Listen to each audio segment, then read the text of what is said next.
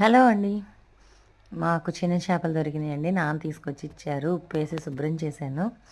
తెల్లగా కడిగిన తర్వాత ఉప్పు, కారం 2 వేసి బాగా కలిపి ముక్కలకి పట్టేలాగా పట్టించి పక్కన పెట్టుకొని మనం కర్రీకి వండుకోవాలండి. చూడండి, ఉల్లిపాయ పేస్ట్ బాగా బ్రౌన్ కలర్ వచ్చేదాని వరకు వేపుకున్న తర్వాత అల్లం వెల్లిపాయ పేస్ట్ వేసి దాన్ని కూడా ఫ్రై చేసిన తర్వాత కొంచెం పసుపు, కొంచెం ఉప్పు వేసి ఉప్పు చూసుకొని వేసుకోవాలి. కారం అయితే వేయసల్లా, ఎందుకంటే చేప ముక్కల్లో వేసాం కాబట్టి. ఇవన్నీ ఫ్రై అయిన తర్వాత చేప ముక్కలను కూడా వేసి జస్ట్ పైపైన ఒక రుబ్బుకోకుండా ఊరికే కలిపి చింతపండు పులుసు వేసుకోవాలి. ఆ చింతపండు పులుసు మనకి కర్రీకి తగినంత వేసుకొని అది మరుగుతున్నప్పుడు ఒక టమాటా, కొంచెం కొత్తిమీర వేయండి.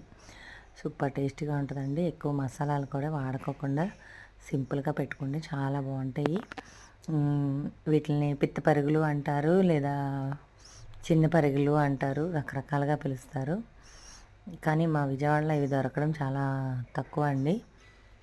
మార్కెట్కి వెళ్ళి తెచ్చుకోవాలి. అవి ఏ టైంలో వస్తాయో ఎప్పుడైపోతాయో కూడా మనకి తెలీదు. ఎప్పుడు పెద్ద చేపలే తింటున్నాను. ఈసారి చిన్న చేపలు తినాలని బిచ్చి తీసుకురమ్మని చెప్తే నాన్న తీసుకొచ్చి ఇచ్చారు.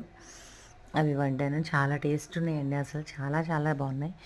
ఈ రోజుల్లో పిల్లలు ఉప్పు చేపలు, చిన్న చేపలు, అసలు మటన్ ఏమీ ఇష్టపడట్లేదండి.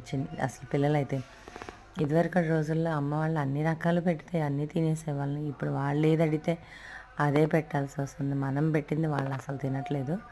పిల్లలు అయితే అసలు నేనైతే చిన్న చేపలు అనేవి వండడమే మానేశానండి ఇంట్లోని.